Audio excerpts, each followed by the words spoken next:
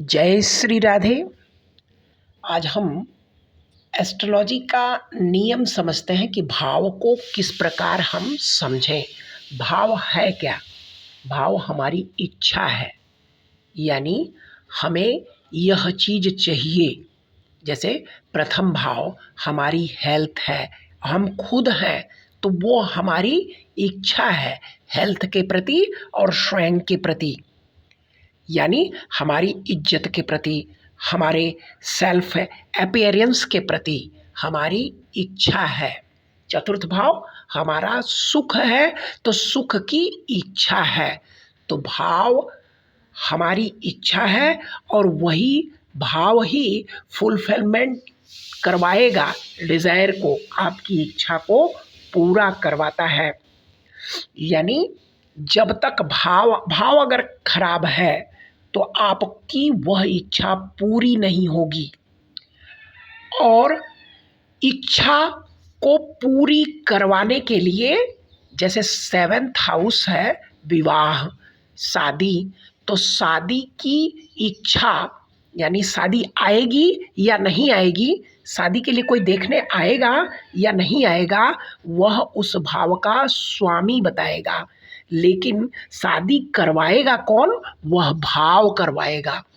तो अगर मान लीजिए हम किसी भाव को पढ़ते हैं तो उसको समझने के 3 नियम हैं।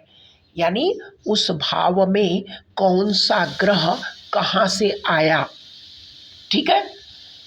दूसरा होता है कि अगर मान लो कोई आया नहीं, वह भाव खाली है, तब क्या होगा?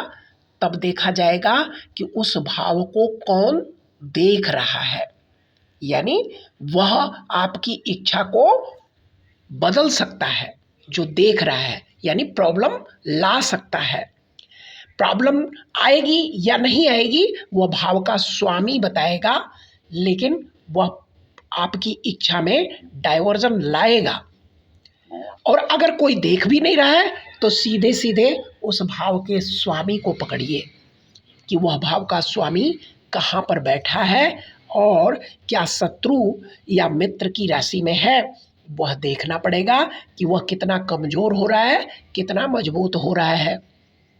देखिए, 2 चीज़ होती हैं, एक फंक्शनल फ्रेंड और एक होते हैं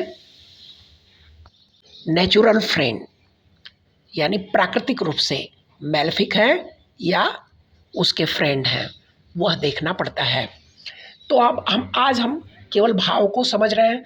मान लीजिए कि चौथा भाव आपका घर का है और 7th हाउस का मालिक अगर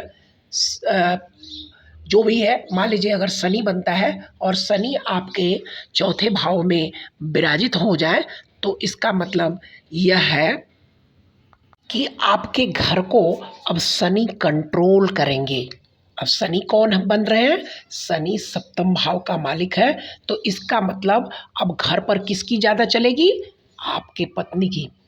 यानी जो भी भाव, अगर मान लीजिए इस कुंडली के अनुसार 6ठे भाव का स्वामी बृहस्पति है और बृहस्पति अगर चौथे भाव में आ जाए और यह व्यक्ति हमारे पास आए और कहे कि मुझे बताइए कि मुझे घर खरीदना है और मैं किस तरह खरीदूं, तो मैं इसे बताऊंगा कि भाई 6ठे भाव का स्वामी आपके चौथे भाव में आया है, तो इसका मतलब आप जब घर खरीदोगे तो आपको रोग ऋण, यानी आपको परेशानी आएगी। तो बोलेगा हाँ मुझे घर खरीदना है, तो इसे मैं यही बताऊंगा कि आप पूरा पैसा देकर ना घर खरीदें, आप किस्तों में घर खरीद लें, तो आपके लिए बेहतर होगा और आपको सुख भी प्राप्त होगा। तो कहने का तात्पर्य है, जो ग्रह जिस भाव में जाते हैं उस भाव को डोमिनेट करते हैं, यानी कंट्रोल कर लेते हैं। तो अब उन्हीं के अनुसार आपको उस भाव का सुख प्राप्त करना है, इसमें 2 राय नहीं है।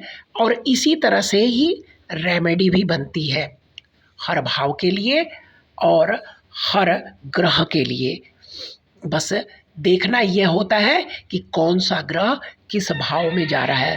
भाव आपकी वह इच्छा पूरी करवाता है, भाव ही करवाएगा। यानी लेकिन उस इच्छा को यानी उन चीज़ों को लेकर आने का कार्य उस भाव के स्वामी का है।